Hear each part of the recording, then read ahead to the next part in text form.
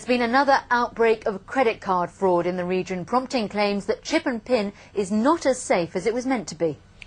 The latest victims come from the market town of Diss in Norfolk. They had all used the local Shell petrol station. Many rang or emailed us here at BBC Look East to say cash had been taken out of their accounts from as far away as Thailand and Canada.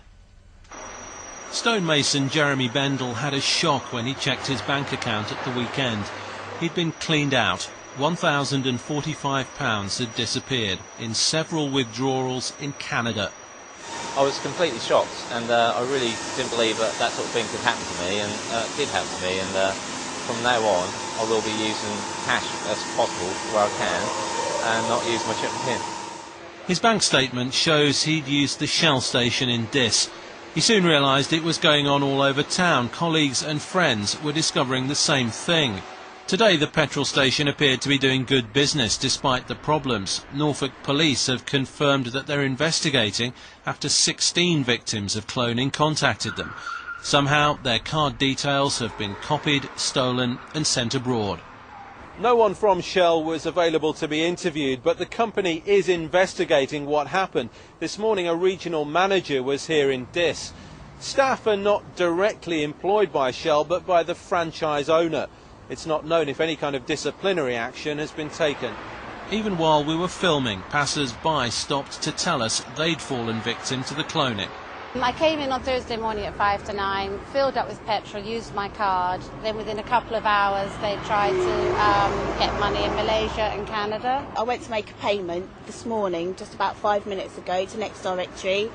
And I discovered that my card was declined, and that's because money has been taken out of my account in India in rupees. We became aware of the problem when your calls and emails came in. Matthew Bovitt and his wife Julie say they lost £700 between them. Ruth Ingram from Diss and Peter Walker both called to say someone had tried to take money from their cards in India. One woman told me today her son is on holiday in Scotland and he's had his cards cancelled halfway through the holiday. Diss is a quiet market town, population 7,500. But anecdotally, this is a fraud that could have affected hundreds of people who lived there. Ian Barmer, BBC Look East, Diss. Well, Eddie Wetherell is an independent banking expert. He's in Cambridge now. Is this getting worse?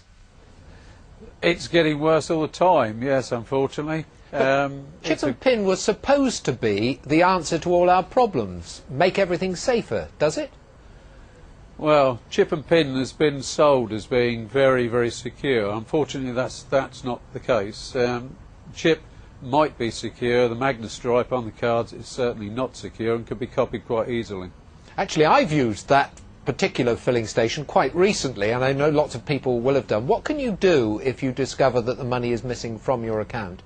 Well, firstly, you've obviously got to make a complaint to the card company. But in the proportions that we're seeing these particular accounts, I mean, obviously a complaint must be made to the police as well, because these are definitely criminal offences.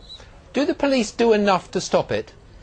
I'm afraid from what we've seen, the police have done very little to stop any of this, and it all relies on the banking industry to actually propel the frauds into the police's hands. So you go into a garage or into a shop or something, you've got your credit card, it's chip and pin, they ask you for your number. What can you do to reduce the likelihood of actually getting caught? Well, obviously, not using a chip and pin card reduces it to zero, unless some of your people that have interviewed have said use cash, but that's not possible for everybody. You really do need to make sure that when you're putting in your pin, you make sure that nobody else can see it. But some of these sniffers, you know, it makes no difference because they're between the terminal and the card itself, so they're going to pick up all the information. Tell me what a sniffer is. Well, a sniffer is an instrument is inserted between the actual card reading machine and the pin machine. And it gets the details off that? Yeah, and it takes all the details, which are then transmitted to somewhere like Thailand, Asia, America, where they can then use all of that to extort cash from your card. Mr. Wetherell, thank you very much for joining us. Thank you.